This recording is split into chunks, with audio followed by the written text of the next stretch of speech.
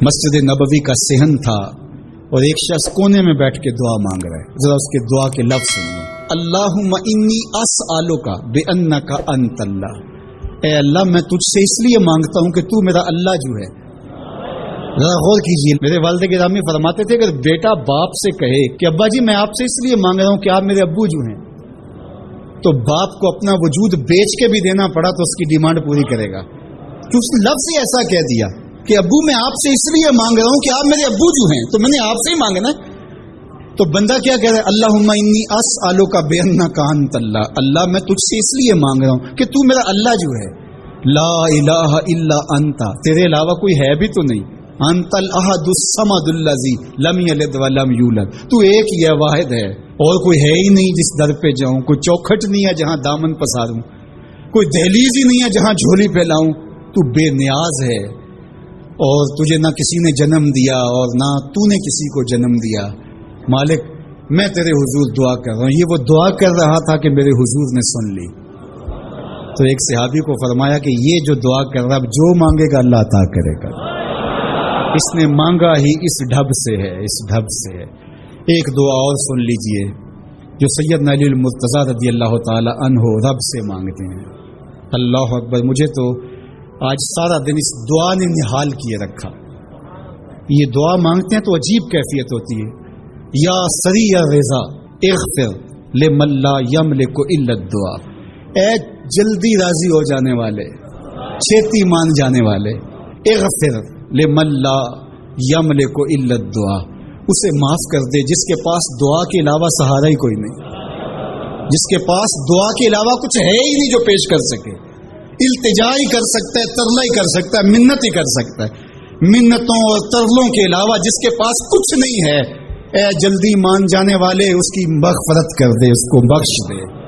اللہ اکبر. تو وہ کریم ہے، وہ کہتا ہے میرے در پہ آؤ تو صحیح، کوئی جھولی پھیلاؤ تو صحیح. ہم تو مائل بکرم ہیں، کوئی سائل ہی نہیں. راہ دکھلائیں کسے راہ رب منزل ہی نہیں. کوئی آئے تو صحیح، جھولی پھیلائے تو صحیح، کوئی طلب تو کرے. دنیا والوں سے مانگیں تو ناراض ہوتے ہیں، اللہ سے نہ مانگیں تو ناراض ہوتا ہے. اللہ کہتا ہے مجھ سے نہ مانگو گے تو پھر کس در پہ جاؤ گے؟ قل ما یعبؤ بکم ربی لولا دعاؤکم. اگر تم نہیں مانگو گے تو پھر وہ بھی پرواہ نہیں کرے گا. تم مانگتے رہو گے، جھولی پھیلاتے رہو گے، وہ اپنی رحمتیں تمہارے دامن میں ڈالتا رہے گا. اس کے خزانوں میں کوئی کمی نہیں آتی. ہر بندے کو اس کی ڈیمانڈ کے مطابق، چاہت کے مطابق، طلب کے مطابق، آرزو اور تمنا کے مطابق دے دے. اس کے خزانوں میں پھر بھی کوئی کمی نہیں آتی. تو اسی سے مانگیں. حضرت جابر بن سمرہ رضی اللہ تعالیٰ عنہ فرماتے میں حضور کے پیچھے نماز پڑھا کرتا تھا اور خطبہ جمعہ بھی سننے کا موقع مجھے مل جاتا تھا. فرماتے تھے حضور کے خطبے بھی زیادہ لمبے نہیں ہوتے تھے، حضور کی نمازیں بھی زیادہ لمبی نہیں ہوتی تھیں. یہ ہے لوگوں کے ساتھ حضور کی نماز کا معاملہ. لیکن جب تنہا قیام کرتے ہیں تو اتنا لمبا قیام ہوتا ہے حتیٰ تتورم قدماہ، حضور کے مبارک پاؤں سوج جاتے ہیں. اور میرا رب رب ہو کے کہتا ہے اے چادر اوڑھنے والے محبوب، ساری رات جاگا نہ کر، کبھی سو بھی لیا کر. اتنا لمبا قیام کرتے ہیں حضور.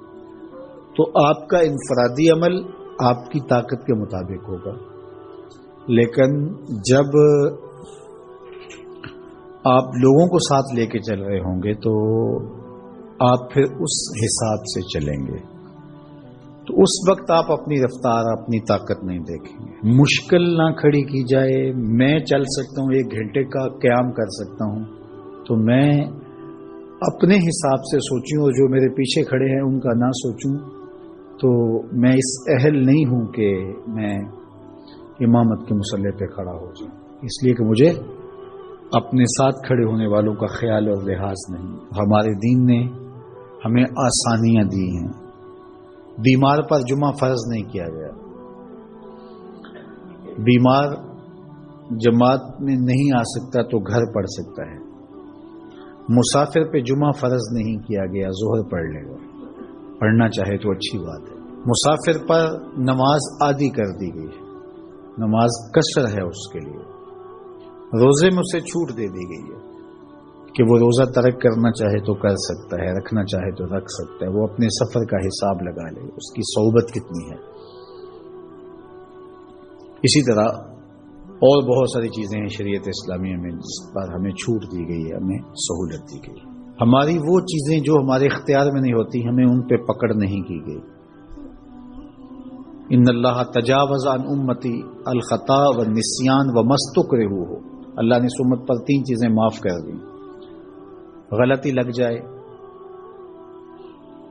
بھول جائیں، یا جس پہ آپ مجبور کر دیے جائیں، تو وہاں شریعت پکڑ نہیں کرتی، گرفت نہیں کرتی. تو آسان دین دیا گیا ہے جس دین پہ عمل کرنا ہمارے لیے مشکل نہ ہو.